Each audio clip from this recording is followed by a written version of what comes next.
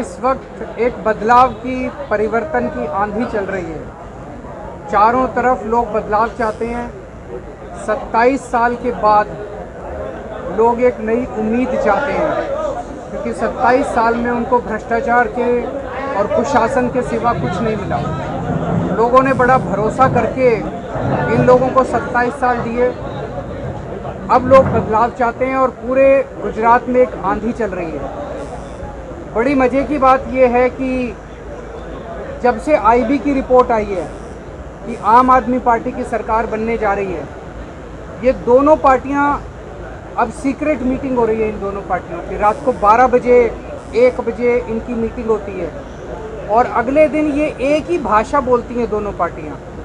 BJP Congress को गाली नहीं देती, कांग्रेस बीजेपी को गाली नहीं देती, दोनों मिलके आम आदमी पार्टी को और केजरीवाल को गाली देते हैं। एक ही भाषा में दोनों मिलके गाली देते हैं। तो मेरे बीजेपी से दो प्रश्न हैं। पहला, आपकी और कांग्रेस की क्या सेटिंग है, आप ये बताइए। हमें पता चला है कि कांग्रेस के बड़े नेता यहाँ पे प्रचार करने भी नहीं आ रहे, तो कुछ तो दोनों के बीच में कुछ ज़बरदस्त सेटिंग हुई है। तो ये बताइए कि आप दोनों के बीच में क्या सेटिंग है। और दूसरी, जब हम कहते हैं कि गुजरात के लोगों को अच्छे स्कूल देंगे, तो ये दोनों पार्टियां उसका विरोध करती हैं। ये नहीं चाहती कि गुजरात के बच्चों को अच्छी शिक्षा मिले। इनको गुजरात के बच्चों से क्या दुश्मनी है। हम कहते हैं कि गुजरात में अच्छे अस्पताल खोलेंगे, ये दोनों उसका विरोध करते हैं। ये नहीं चाहते कि गुजरात के लोगों को अच्छे स्वास्थ्य सेवाएं मिलें।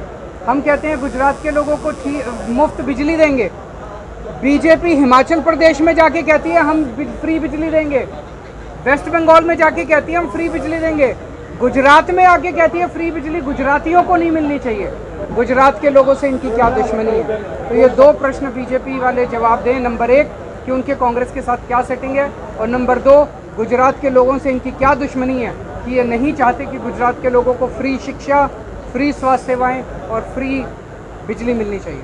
आपके मंत्री के बयान के बाद जो है सरकार के मंत्री के जो बयान के बाद एक मिनट कुछ बोलना चाह रहे हैं। गुजरात में हम आए, हम खेत ब्रह्मा गए, सुरेंद्र नगर गए, आज हम धर्मपुर से आ रहे हैं, कल रात वडोदरा में थे। चाहे वो शहरी एरिया है, चाहे वो गांव का एरिया है, लोगों का अपने आप घर से निकलना, इतनी बड़ी संख्या में निकलना, ये बदलाव के संकेत हैं। गुजरात के लोग एक नई कहानी लिख रहे हैं इस बार।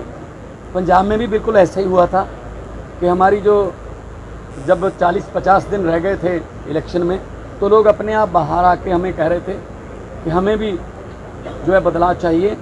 और पारदर्शिता वाली सरकार दिल्ली में, ईमानदारी की सरकार दिल्ली में, और भ्रष्टाचार से मुक्त सरकारें पंजाब और दिल्ली में चल रही हैं। जो भ्रष्टाचार में पैसा जाता था वो लोगों को मिल रहा है, और ये बात इनको हजम नहीं हो रही। इसलिए ये हर रोज़ कोई नया कोई मुद्दा उठा के हमें बदनाम करने की कोशिश करते रहते हैं, अनाप शनाप बोलते रहते हैं।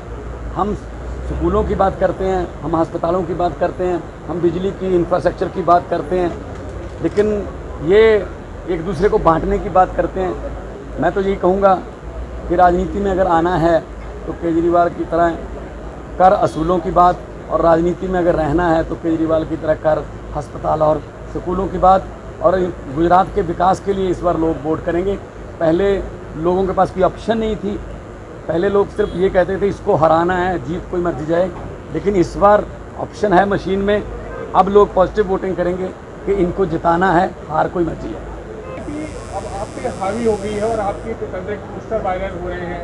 अब गुजरात मैंने देखा, आप सही बोल रहे हैं। जब कल मैं आया, चारों तरफ इन्होंने मेरे खिलाफ पोस्टर और मेरे खिलाफ बड़े बड़े होर्डिंग लगाए। उसमें इन्होंने एक मेरी फ़ोटो लगाई और उसके बगल में इन्होंने भगवान के खिलाफ बहुत गंदी गंदी बातें, अपमानजनक बातें लिखी। गुजरात के लोग ये पसंद नहीं करते। भगवान के खिलाफ इस तरह का अपमान करना गुजरात के लोग पसंद नहीं करते। कौन लोग होते हैं जो भगवान का अपमान करते हैं? कौन लोग होते हैं जो भक्तों का अपमान करते हैं? आपको याद होगा, हमारे पुराणों में लिखा है, रामायण में, महाभारत में, पुराने ज़माने में जब ऋषि मुनि तपस्या कर रहे होते थे तो राक्षस आके उनकी तपस्या भंग करते थे, राक्षस भगवान का अपमान करते थे, राक्षस भक्तों का अपमान करते थे।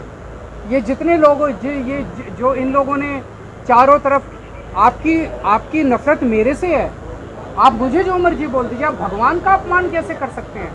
तो जैसे मैंने कहा, ये राक्षसों के वंशज हैं, ये लोग कंस की औलाद हैं। और मेरा जन्म जन्माष्टमी के दिन हुआ था। जब मैं छोटा बच्चा था, मेरी दादी मुझे प्यार से कृष्ण लल्ला कहती थी। तो मैं इनको कहना चाहता हूँ, भगवान ने मुझे एक काम दे के भेजा है कि इन कंसों की औलाद का, इन राक्षसों का नाश करना है, जनता को बचाना है इन लोगों से, जनता को गुंडागर्दी से, इनकी मारपीट से, ये जो भगवान का अपमान कर रहे हैं, इनसे बचाना है। जनता के साथ मिलके हम भगवान का काम पूरा करें। कंस कौन है? कंस किसे यही कहते लोग हैं जिन लोग आप जानते हैं, जो लोग आपसे पूछवा रहे हैं, वही लोग हैं। उन्हीं लोगों ने लगाए हैं सारे पोस्टर। आपका जो मर्जी मेरे से बैर है, मेरे से नफरत है ना, अब भगवान के खिलाफ कैसे लिख सकते हैं इतनी बुरी बातें? इसका मतलब आप गंदी राजनीति कर रहे हैं, आप भगवान को राजनीति के अंदर खींच रहे हैं। आपके मंत्री ने भगवान। नमस्कार, मैं हूं मानक गुप्ता। अगर आपको हमारा ये वीडियो पसंद आया हो तो इसे लाइक और शेयर जरूर करें, और हां, हमें सब्सक्राइब और फॉलो करना ना भूलें ताकि आप देश और दुनिया की कोई खबर मिस ना करें। तो जुड़े रहिए हमारे साथ और देखते रहिए न्यूज़ 24।